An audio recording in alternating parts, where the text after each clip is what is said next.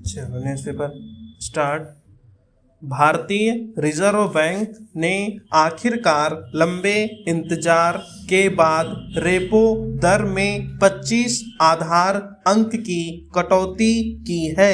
करीब 5 वर्ष पहले 40 आधार अंक की कटौती की गई थी, जिससे ब्याज दर 4% पर पहुंच गई थी। मगर बढ़ती महंगाई पर काबू पाने के मकसद से 3 वर्ष पहले थोड़े थोड़े अंतराल पर 5 बार 25-25 आधार अंकों की बढ़ोतरी की गई, जिससे ब्याज दर 6.5% की पहुंच गई। तब से यह दर इसी स्तर पर बनी हुई थी। रेपो दर ऊंची होने का असर बैंकों से लिए गए कर्ज के ब्याज पर पड़ रहा था। जिन लोगों ने मकान, वाहन या किसी रोजगार के लिए कर्ज लिए हैं, उन्हें अधिक ब्याज चुकाना पड़ रहा था। इसलिए मांग की जा रही थी कि रेपो दर में कटौती की जाए, मगर रिजर्व बैंक इस दिशा में कदम बढ़ाने से इसलिए हिचक रहा था कि महंगाई पर काबू पाना चुनौती बना हुआ था।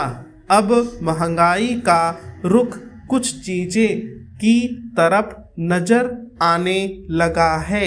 अगले वित्त वर्ष में इसके 4% के आसपास रहने का अनुमान है। रिजर्व बैंक का लक्ष्य भी यही है कि महंगाई को 4% के आसपास समेट लिया जाए। स्वाभाविक ही रेपो दर में कटौती से मकान, वाहन आदि के लिए कर्ज पर ब्याज का बोझ कुछ कम होगा। दरअसल केंद्रीय दर में बढ़ोतरी इसलिए की जाती है कि बाजार में पूंजी के प्रवाह को रोका जा सके, मांग घटे, ताकि महंगाई की दर नीचे उतरनी शुरू हो जाए। इसलिए रेपो दर में कटौती से बाजार में पूंजी का प्रवाह कुछ बढ़ सकेगा। इस तरह मांग भी कुछ बढ़ेगी, मगर देखने की बात है कि केवल 25 आधार अंक की कटौती से बाजार में छाई सुस्ती कितनी टूट पाएगी। दरअसल बैंकों का कारोबार भी काफी मंद पड़ा हुआ है, इसलिए वे एकदम से रेपो दर में हुई कटौती का लाभ अपने ग्राहकों को देना शुरू कर देंगे। कहना मुश्किल है, लंबे समय से रेपो दर ऊंची रहने से लोगों ने वाहन और मकान वगैरह खरीदने से हाथ रोक रखा था। ऐसे में उम्मीद की जा रही है कि फिर से लोग इन क्षेत्रों की तरफ आकर्षित होंगे। सबसे चिंता की बात पिछले कुछ समय से विनिर्माण क्षेत्र में गिरावट बनी हुई थी। जिस विनिर्माण क्षेत्र के बल पर सकल घरेलू उत्पादन ऊंचा बना हुआ था, वह मांग घटने की वजह से 3% के आसपास सिमट गया है।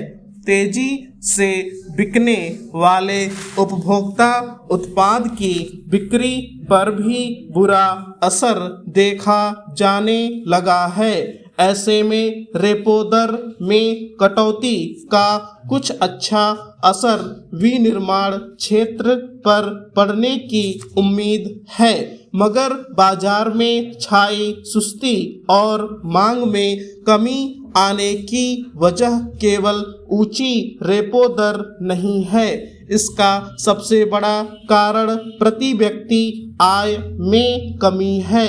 कोरोना की बंदी से बाजार तेजी से पटरी पर तो लौटा, मगर लोगों की आमदनी में बढ़ोतरी नहीं हो पाई। कई मामलों में प्रति व्यक्ति आय घटी है, जबकि उसकी तुलना में हम इस मामले में महंगाई काफ़ी बढ़ गई है। इसलिए लोगों ने अपने दैनिक उपभोग में कटौती की है। रेपो दर में कटौती से जरूर लोगों की जेब पर पड़ने वाला बोझ कुछ कम होगा, मगर 25 आधार अंक की कटौती इतनी मामूली है कि वह लोगों को मुश्किल है।